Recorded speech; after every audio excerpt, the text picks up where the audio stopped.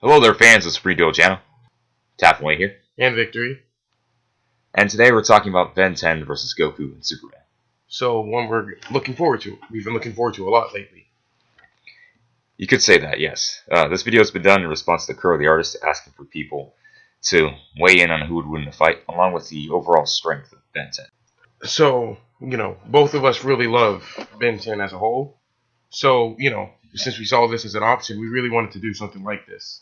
So, as a ground set of rules, we'll be using Ben 10 from the original series, well, initially, and his maximum potential from that series, as well as Ben 10,000.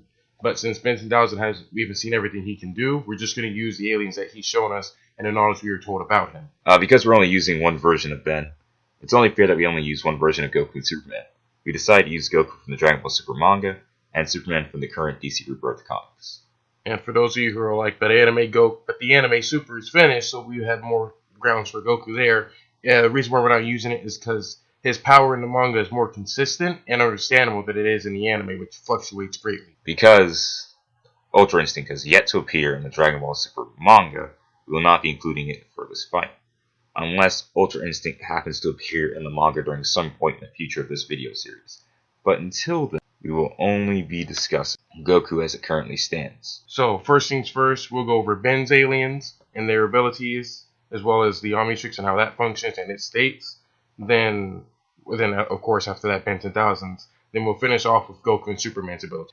Then we'll have 3 fights, one which will be in character, one out of character, and one where Ben starts the fight off with his strongest alien.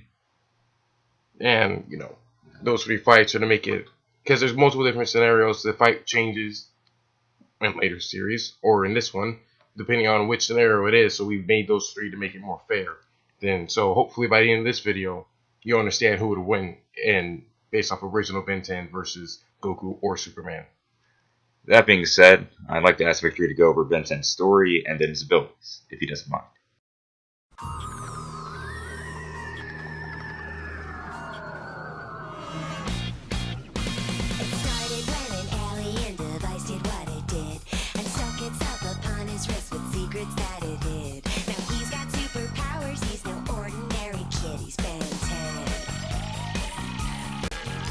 I got this. So, obviously, the story begins with Ben 10 as a normal 10-year-old boy on summer vacation with his cousin Gwen and his grandpa Max. Then, as time goes, partway through that summer vacation, so the story continues on with him, thinking, I have these superpowers now. I could be a hero. And so he goes around saving people, basically from a selfless desire to be said hero. But by the end of the series, he understands what it means to be an actual hero, and he's going to continue his life through like that. Of course, by the end, he starts off with 10, where the name Ben 10 comes from, 10 aliens. Then by the end of it, he has 18, and from the Ben 10,000 episode, we see 3 more. That's a lot. How does he access all those aliens? They gotta be difficult to use. So, originally when Asimov made the Omnitrix, he was like, well, we don't always understand how these other aliens function. So I'm going to give people a way to understand them and basically walk a mile in their shoes. But the reason why it was sent to Max is because there was an alien. His name is Vilgax, who wanted to use it as a weapon. So it was sent to Ben's grandfather to keep it safe. And of course, Ben ended up with it. And since it can be used as a weapon, you see it being used as one meant to defend people rather than attack them. The limit to the use of the Omnitrix is 5 to 10 minutes. Initially, with the possible maximum of 20 minutes. To select an alien, he activates it, turns the dial, and then slams his hand onto the Omnitrix. It's that simple for Ben to change from alien to alien? Well, no. Fighting in that state causes the Omnitrix timer to go down faster, obviously showing Asimov didn't initially intend for it to be used like that, or want it to be used like that. When it wears off, and they lose that alien state, the Omnitrix enters into a recharge mode, seen with it being red, and it needs time to recover before you can turn into another alien after that. However, if Ben is in a dire situation, the Omnitrix will override the recharge and allow him to use it near instantly. So he just slaps the watch down, gets a cool alien, and then has to wait to use it again? Though there is a downside, Ben technically doesn't get to select the alien he wants. And the entire reason being behind that is he slams his hand down onto the watch, causing it to turn before it selects the alien he initially had selected. Man, that's wild. Anything else the watch can do to help Ben against everyone's favorite super strong alien guys? Well, there is another setting that Asimov has for it, which is pretty radical and extremely powerful. It's just called Master Control, which allows Ben to use any alien he wants with just a thought and without timing out. Wow, that completely changes everything. Except, Ben, however, cannot actually access the Master Mode by himself. Every time he's done it, it's been in a complete accident. However, in the Ben 10,000 episode, you see Ben 10,000 himself having Master Control all the time. Interesting. So, you mentioned before that there are other modes. What are they? Well, you have Capture Mode, which allows Ben to capture other aliens and turn into them, and it'll put him into the prime example of that alien, which, typically didn't help because he didn't really use it at all, nor would have been helpful against most of the other aliens. But in this fight, given who he's going up against, it may prove helpful to them. And the self-destruct mode? Which is an extremely powerful weapon. You will see it's seen in the film Secret of the Omnitrix, where Ben activates it by accident, and the Omnitrix turns orange and begins to count down. After a few days of buildup, it will release an energy, it'll explode, release an energy that causes a ripple that can destroy the universe. And Ben using his aliens causes the countdown to speed up. And those are just the Omnitrix's settings. What about the aliens themselves? Well, there are 18 aliens. Wait, actually, isn't there another mode Ben can use? Oh yeah, there is. So, one of the films, Destroy All Aliens, Ben meets one of another species of Diamond Head's alien race, and that Diamond Head activates a mode in the Omnitrix which has no name. It was never given a name, where whenever Ben should time out of an alien, it'll instead switch into another alien, leaving him unable to switch back to his human form. Which, obviously, is something alien races can apparently do. Well, actually, it'd be a huge benefit to not have to revert to his weak, fleshy human form, I think. Well, yeah. But it's smacked around as easily. But why don't you just go ahead and continue what you're saying about Ben's aliens? Yeah. So, I said originally there are 18.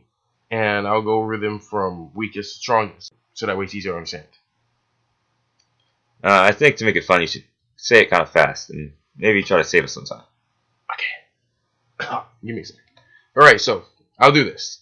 So first, we have gray matter. But, as a side note, most of his aliens will scale to the other aliens. So first we have gray matter, which is a Galvan like Asimov, the Omnitrix creator. Ben is extremely intelligent in this state, but he's inferior to a house cat. Next we have Ditto, where Ben is able to multiply himself endlessly, but he retains the same strength of his 12-year-old self. Next we have Upchuck, which has large building strength durability, but from what we've seen isn't very fast. But with his ability to eat anything, he devoured sub-energy, which was boasted more potent than the sun. Conversely, though, he only managed to destroy three faces of the Mount Rushmore. Next, we have Ripjaws, a fishman who can swim at high speeds, breathe underwater, and has powerful jaws. Large building for strength and durability, able to move at relativistic speeds. Followed by Wildvine, who is a plant creature capable of stretching itself long distances, throwing bombs, mild regeneration. He has large building strength, durability, and is relativistic to that.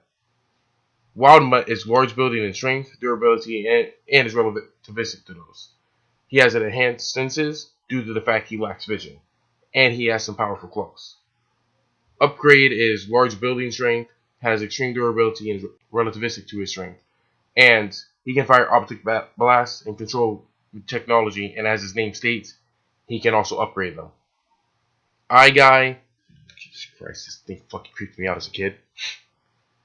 Eye Guy is is also large building, relativistic to that, with 360-degree vision and the ability to fire eye blasts from the hundreds of eyes on his body. Fuck, that creeped me out as a kid. Then we have Stinkfly, who can fly and spit out slime. He has city block level striking strength, large building level durability, and relativistic speeds. Butcherwolfer is multi-city blocked, relativistic, and has a sonic howl. Snarrow is multi-city block, relativistic, and has control over his body that is made up only of bandages. Cannonbolt is multi-city block to small town depending on the build-up when he rolls. Small town durability and is relativistic. Frankenstrike is a small town level, relativistic, and has lightning manipulation. Ghost Freak, honestly probably my favorite alien as a kid, is small town level in strength and durability, but he has the ability to possess people, become invisible, and phase through objects. Man, that's actually pretty impressive. And to briefly go over the fact why a lot of Ben's aliens have been labeled as relativistic, the reason is the fact that Ghost Freak was capable of dodging the sun gun, which produces a beam of light as pure as the sun, and because of the fact that he's able to dodge it, his relativistic speed is not exactly faster than light. Now, you could dispute this, but we're just being fair to Ben because we know he's kind of at a disadvantage in this video due to his lack of experience, so I think it's only fair that we say that he's relativistic. But that being said, you talked a lot about Ben's weaker aliens. How about we get to the top 5? I'm sure everyone who's watching is ready for those. Okay, I got you. Next we have Accelerate, which is Ben's fastest alien. He's able to move at Mach 247 in travel speed, and like others, is relativistic in combat speed. He has multi-city block strength, but his speed more than makes up for that. How is he that fast? The speed is gained from Ben moving across the field from base to base without the ball even moving, which the calculation for that speed is in the description below. Alright, next. Next we have Diamond Head, who has town level strength and durability, is relativistic, and can manipulate diamonds, as the name implies. Sweet. Then after that we have Forearms, who has, forearms and a small town level strength and durability to match. He's also relativistic. He's not the strongest alien? Well, he did hurt Vilgax, who before his cybernetic enhancements survived the nuke, but he doesn't have the same qualities that put him up to the top 2 slots like the upcoming 2, which are Heat Blast, who is only multi-city block level, has incredible range, and as a child, he was able to destroy part of a chasm while obliterating the Fountain of Youth. Though, that wasn't a supernova level heat, and was obvious hyperbole on Gwen's part. If he had been that hot, Gwen and every other human in the area would have been incinerated. Absolutely. And in his final, number 1 slot alien, Way Big, which is Ben's strongest alien.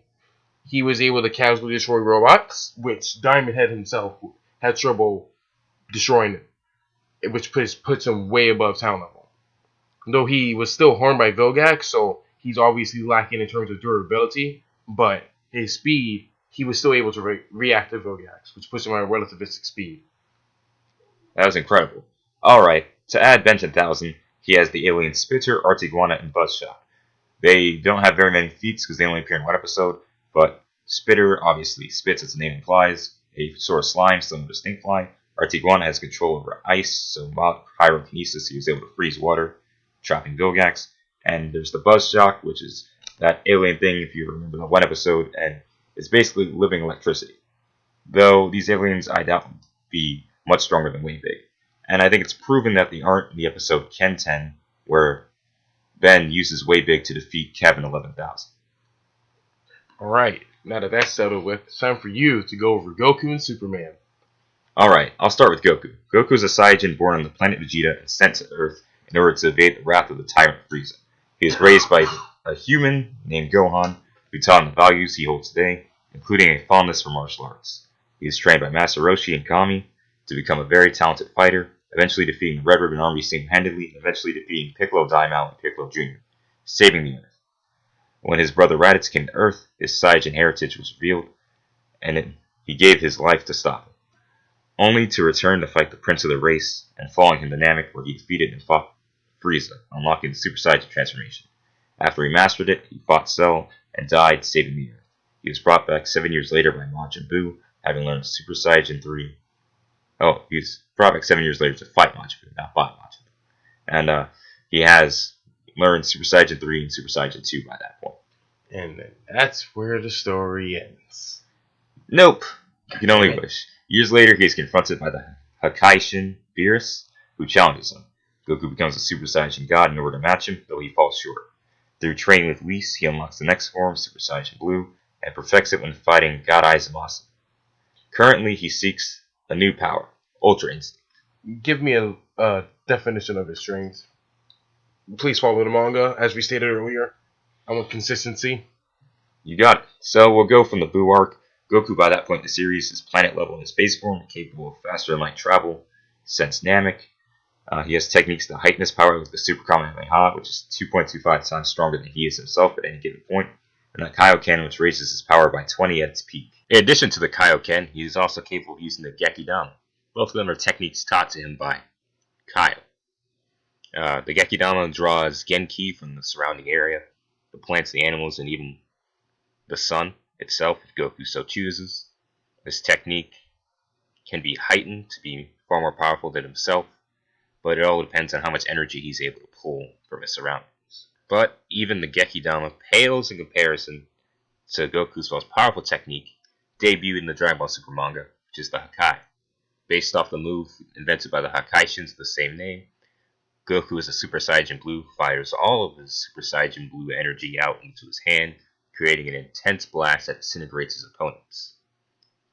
It is potentially even capable of destroying God Aizamatsu, someone who is immortal. But those are just key techniques. After all, Son Goku is a very skilled fighter. He's capable of fighting in total darkness by sensing the ki of his opponents, or by the way the air moves around. Radical. Now then, moving on to his transformations. In the original series, Goku is capable of becoming a Super Saiyan. Watch our SSJ explained video for more details on how those transformations work. But in a nutshell, it multiplies his power, speed, etc. by 50. He mastered the form, possibly making it stronger, but for now we'll stick to 50. He can stack Super Saiyan 2 and Super Saiyan 3 on top of that for a total of 400 times his base form. And how do his God forms function? In the manga, Goku retained the ability to access Super Saiyan God, which puts him miles above Super Saiyan 3. Though the exact amount is unknown, he was able to put out universal power against Beerus, at least according to Elder Kai, who stated that the universe was in danger of being destroyed.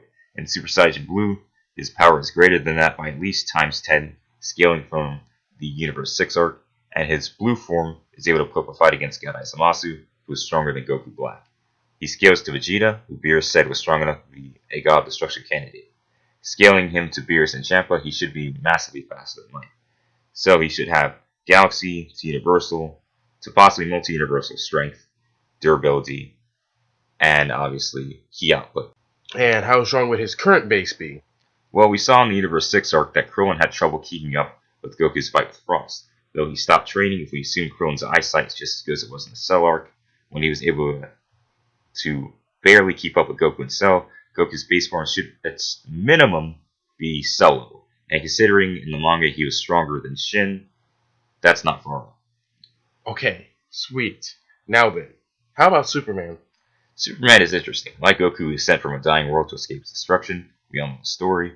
But DC Rebirth Superman is both New 52 Superman and Pre-52 Superman rolled into one. So he has all their feats, plus his own in the current continuity. That sounds ridiculous. It is a little. As it stands in terms of strength and durability, Superman is capable of trading blows with his Earth 2 counterpart, which shook the very universe they were in and altered the foundation of the universe, even causing a few retcons here and there. He smashed through universes created by Mr. Pidilik to get to his son John. In terms of other powers, he can obviously fly, fire heat vision, he has freeze breath, varying kinds of vision, including, seeing from great distances and X-ray, Kryptonian martial arts, superhuman senses like hearing and scent, plus he has his solar flare ability where he releases all the solar energy built up in his body. Which, wouldn't that depower him for a time? It would. And what about his speed? Because we had a discussion about this. That's true. There are vague contradictions in terms of speed. In the Pre-52, Superman is able to keep up with characters like the Flash and other characters who are massively faster than light. And he's even done similar things in New 52. The only problem is that there are times where he's been stated to not be able to move faster than light, or characters who are faster than him have been stated to be slower than light. And recently, he's shown attosecond reaction speed recently. Capable of reacting within one and covering a lot of distance in that time. Miles, in fact. While light can only move from one molecule to another in that time. So, to be fair to this fight, due to the contradictions and whatnot, we'll be using two different Supermen. One who's relativistic to those contradictions, and then one who's much faster than light, aka one not and one who is. Now let's get on to the fight. The first fight will be in character, and we'll start with Goku versus Ben 10. Obviously, this fight will start off with them meeting, because that's how all fights will begin. So, due to the fact these people are in character, Goku will give Ben time to access his aliens and figure out which would be best for Ben to use. As the fight will progress, Ben will slowly climb up the chain of his aliens through whatever means he wants to do, because it's Ben.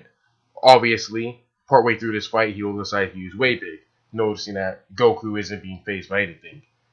And the fight would end with Goku basically stomping Way Big, because there's not really much Way Big can do against Goku. Especially at this point in the series. Wavig and all of Ben's other aliens get a massive buff in alien force, but we haven't gotten there yet, so we'll have to deal with this. Naturally, because Goku is a person who likes to fight, who lives for the thrill of battle, he'd be interested in fighting Ben 10 at his best. So he'd encourage Ben to use his strongest alien first, but naturally he'd be very willing to wait through Ben's recharge time, allowing Ben to cycle through each and every transformation, one by one, until he found one that he thought he could match. And he'd also be very intrigued by the prospect that Ben could become a Saiyajin himself, if Ben were to mention this, which he could if Goku were ever to let out the fact that he were an alien, which he often does, oddly enough, by stating the fact that he's a Saiyajin, which Goku would, well, not Goku, obviously Ben 10 would be able to tell that's not a human being. So it is possible that Ben, in this particular scenario, would gain Saiyajin DNA, but it's very dubious to say that that DNA would put him on the same level as Goku, as he would become a prime example of a Saiyajin, but what Goku Vegeta are currently in the manga is far beyond what the limits of the Saiyajin body were originally imagined to be. So more than likely, a prime example of a Saiyan would be somebody with an extreme amount of S cells who is very similar to Vegeta's line. That'd be basically it. And so if we were to do that, he'd still have the base power of whatever a Saiyan would be when it's born, of the average Saiyan. Because he hasn't trained that body up at all. And as such, he still wouldn't be able to defeat Goku in the scenario. At the end of the fight, Goku would obviously just knock Ben 10 out, and they'd probably have a good laugh about it afterward.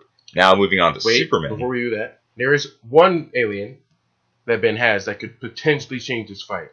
Ghost Freak. But that's a very dubious thing because he could possibly cause Goku to damage himself if Goku couldn't resist it. But at the same time, there's also that time limit. So as beneficial as Ghost Freak would be, he would just extend the fight. He wouldn't really change the outcome. That's very true. You can also keep in mind that in character, Ben 10 would be very devious about using Ghost Freak because of the fact that Ghost Freak was a living alien trapped in the Omnitrix at one point, and even after regaining Ghost Freak's DNA, he was very hesitant to use it in the future. And you can even see this in future series like Alien Force, Ultimate Alien, and Omniverse.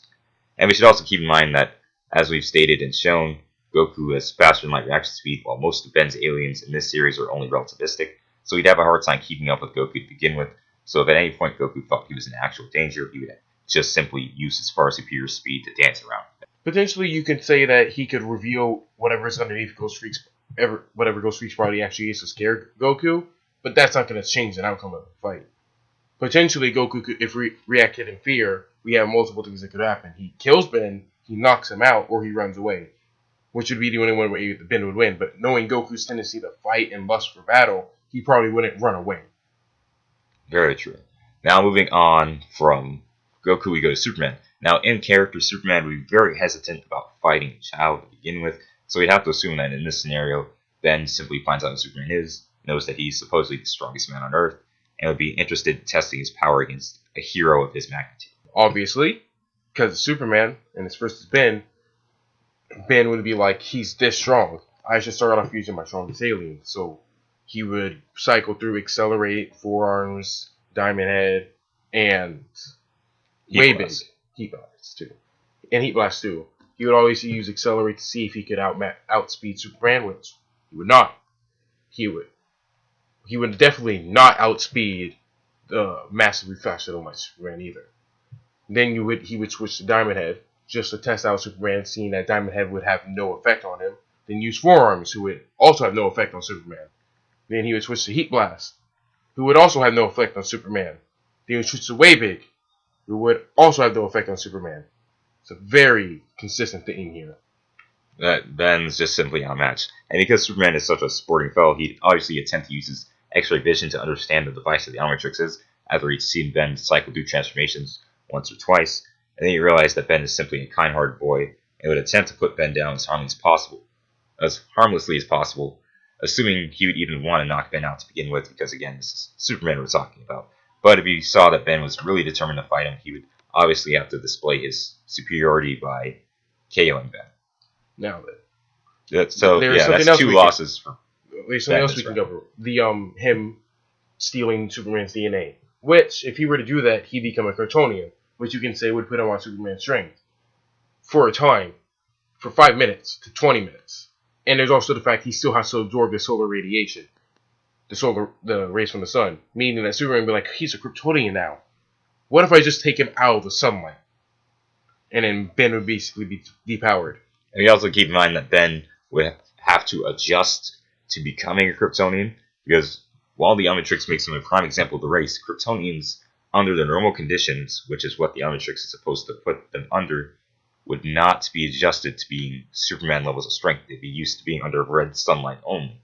So even though he's getting his DNA from Superman, he'd become an ordinary Kryptonian to start, and he would be massively overwhelmed by the influx of power he receives from the sun.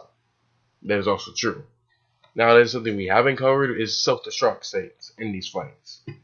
But that's something we'll probably cover in later stages, as this is something Ben is very unlikely to trigger, even accidentally, in an in-character battle. That is true. So now we move from in-character to out-of-character. Well, no, before we do that, we'll cover Ben 10,000 in these fights. That's true. Same thing. Yeah, same thing happens. As we already mentioned, Way Big is far more powerful than the 3 additional aliens Ben shows in the Ben 10,000 episodes, and Way Big, even as an adult, still would be a match for Goku or Superman. Now, you could argue that he has master control and 10,000 aliens, but those 10,000 aliens, we did not see all 10,000, so those are just theoreticals, so we're not going to be using any of those. Yeah, so if you want to see some of the more powerful aliens that we know Ben 10,000 unlocks later, please stay tuned for this video series, as we will be covering those in the next few videos. But that being said, we're moving from in-character to out-of-character, where these characters are going to be going for the kill immediately. So here's how the fight starts. Ben meets Goku. Goku rips off his head. Moving on.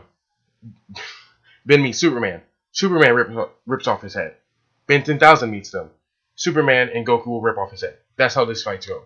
Bloodlust in this magnitude that will cause him to go for the kill right away would effectively prevent Ben from being able to access the strongest alien, causing him to die immediately. Yeah, that's pretty much how this fight goes. Due to the fact that Ben in his human state only has human-level reaction speed and travel speed, he would be unable to react to Goku and Superman immediately going for the kill. Now, you could argue that, as we mentioned, the Omnitrix does have a feature where it will automatically transform Ben into an alien if he's in mortal danger, but in this stage of the series, the Omnitrix has not shown speeds. It's not shown speeds similar to that of Goku and Superman. So the Omnitrix at this stage of the series would not be able to react fast enough to them to save Ben's life. Obviously, these results are the same for both Supermen, because they're both still faster than a normal human being. Yeah. And moving on from there, we go to the fight where we allow Ben to start off with his strongest alien form, that being Way Big. So, see out of character, because honestly, there's no real change, because Way Big's durability isn't really as high as you would expect it to be, given his size and strength. And there's also the fact that Goku and Superman's speeds put them so far above what he, against the fight of Vilgax, just annihilates Way Big. So there you have it. When you compare Ben 10 in the original series and Ben 10,000 in the original series, they unfortunately fall short when it comes to fighting these versions of Goku and Superman. Fall short? That's a very big understatement. Significantly. But of course you guys know what kind of aliens Ben packs in the future, so you can expect that these fights will become a lot more interesting as the series progresses. That being said, this is only part 1 in a 4-part series where we go over Ben 10 and Ben 10,000, each respective Ben 10 series. So this has been the original series from 2005. Next we'll be tackling Ultimate Alien. Alien Force. You want to back up? Alien Force. And then after that, Ultimate Alien. And then finally, Omniverse. Yeah.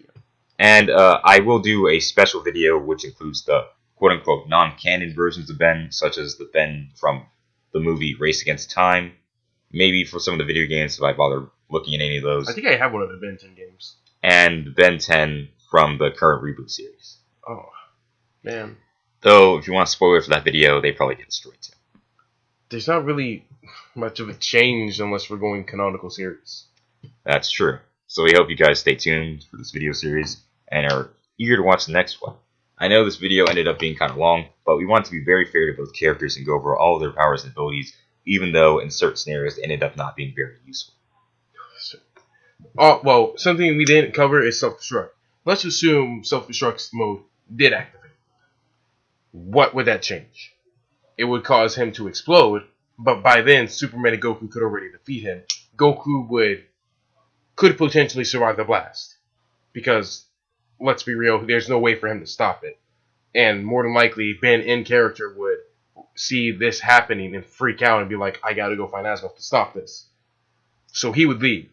Out of character fights where they're controlled by Bloodlust, Ben wouldn't care and he'd already be dead by the time it activated or even if it did. That's Same true. with the other one. In a Bloodlust scenario, Ben would obviously not care about the universe and would only care about defeating Goku and Superman, so he'd be very eager to just cycle through transformations and attempt to get Goku or Superman to, die in the aftermath of the explosion. But he wouldn't get the chance to cycle through them fast enough to cause the transformations to accelerate. We should also keep in mind that originally the universal build-up takes several days, so there's no way he'd be able to cycle through that many transformations in such a short time frame with characters this fast. Yeah, so it's kind of a stomp either way. And just to be fair to Ben, we'll also mention the fact that Ben could have malfunctions, which could potentially assist him. The only real useful malfunction is one that occurs when the Omnitrix is confronted with mana, which causes, his opponent obviously to, potentially become one of his aliens or be downloaded into the Omnitrix as a person and not just their DNA. But of course, this is only possible if the Omnitrix comes into contact with mana, which neither Goku or Superman possess to accidentally hit the Omnitrix with. To be fair, since we just brought up malfunctions, you want to cover them? Yes, the second malfunction that Ben is well known for is fusions. Now, this is a malfunction that happens when Ben removes the Watch Guard, and instead of transforming into an alien, he transforms into a weird hybrid of that alien. Now, the hybrids can either be more powerful than the original, such as Diamond Matter, or weaker than the original, such as Diamond Matter. I think you can figure out who would be stronger in which form. We have faith our fans are rather intelligent. So that being said, the malfunctions would prove to maybe catch them off guard. Assuming he does this intentionally to try to fight them differently in character, but out of character, there's no way he'd be able to get a malfunction off, nor would he even be thinking of using it. Yeah. And where would he... So, we'll give you an area for this fight. A barren wasteland, so that way destruction wouldn't be they wouldn't have to worry about hurting civilians since none of them would want that. And due to that scenario where it would then get access to mana. Yeah, so really, we spent a lot of time talking about this, and we wanted to be fair about the characters because we have a distinct love for all the characters, maybe a slight lesser love for Goku, only due to the fact that regardless of it being the manga, he's still from Dragon Ball Super. Yeah, pretty bad.